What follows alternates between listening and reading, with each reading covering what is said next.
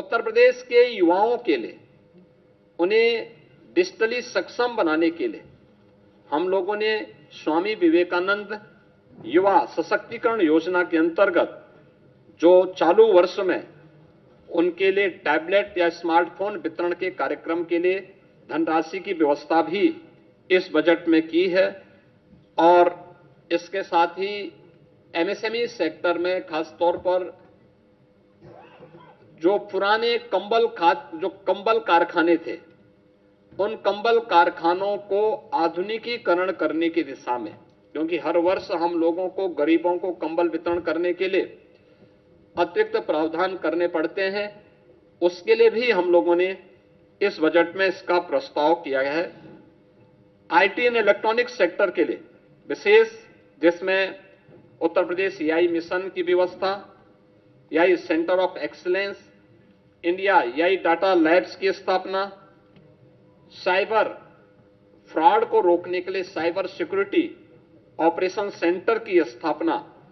का भी विशेष प्रावधान इस बजट में हम लोगों ने यहां पर किया है। और जो मैंने पहले भी कहा है कि जो डाटा सेंटर की मांग को देखते हुए इसमें काफी बड़े विस्तार को आगे हमने इसका विस्तार किया है। प्रदेश में कई डाटा सेंटर की वर्तमान में स्थापना हो रही है, लेकिन इनका डाटा सेंटर क्लस्टर की स्थापना हो जो एआई के लिए आवश्यक है, उस दिशा में आज सरकार ने इसकी भी घोषणा की और उसके लिए बजट की घोषणा की है। और डाटा सेंटर क्लस्टर की इस नई योजना से भी हम लोग कार्यक्रम को आगे बढ़ा रहे हैं। उत्तर प्रदेश ने शिक्षा के क्षेत्र में कुछ मॉडल दिए थे, खासतौर पर ऑपरेशन कायाकल्प हो या फिर उन बच्चों के लिए जो निराश्रित थे या निर्माण श्रमिकों के बच्चे थे, उनके लिए अटल आवासीय विद्यालय के मॉडल दिए थे। अटल आवासीय विद्यालय के इंफ्रास्ट्रक्चर को ध्यान में रखते हुए उसी तर्ज पर बेसिक शिक्षा परिषद में हम लोगों ने व्यवस्था की है कि सीएम कंपोजिट विद्यालय की स्थापना, यह हर जनपद में 2-2 विद्यालयों के लिए हम लोगों ने धनराशि का प्रावधान भी इस बजट में सभी 75 जनपदों के लिए किया है। इसके अलावा प्रदेश के अंदर कस्तूरबा गांधी विद्यालयों, अभी बहुत कुछ हमारे विकासखंड ऐसे थे जहां पे कस्तूरबा गांधी विद्यालय नहीं थे या कस्तूरबा गांधी विद्यालय की मांग हो रही थी, वहां पे उनके विस्तार के कार्यक्रम को हम लोगों ने एक व्यवस्था की है। और प्रदेश के जो हमारे प्रसिद्ध स्कूल हैं, माध्यमिक स्कूल हैं, इसके अलावा उच्च शिक्षण संस्थानों के लिए भी, उनके शिक्षणोत्तर कर्मचारियों के लिए भी, वहां पे जो मानदेय पे शिक्षक हैं, इनके लिए भी हम लोगों ने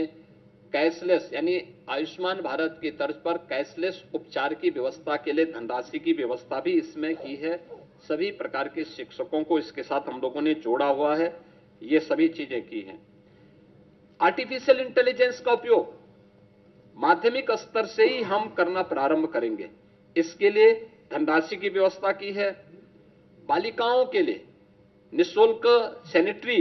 नैपकिन की व्यवस्था के लिए भी धनराशि की व्यवस्था की गई है। और ड्रीम स्किल लैब क्लस्टर के लिए भी धनराशि की व्यवस्था इस बजट में की गई है। इसके अलावा प्रदेश के अंदर अन्य उसमें हमारे जितने भी यानी टेक्निकल एजुकेशन में प्रदेश सरकार ने शिक्षा, कौशल, तकनीकी और सशक्त त्रिकोण के लिए AI, digital technology, defence manufacturing, semiconductor, data centre, data science जैसे उभरते क्षेत्रों में भी हम लोगों ने इसको और अधिक प्रतिस्पर्धी बनाने की दिशा में इसको भी, इसका प्रावधान भी इस बजट में हम लोगों ने टेक्निकल एजुकेशन की दृष्टि से प्रारंभ किया है।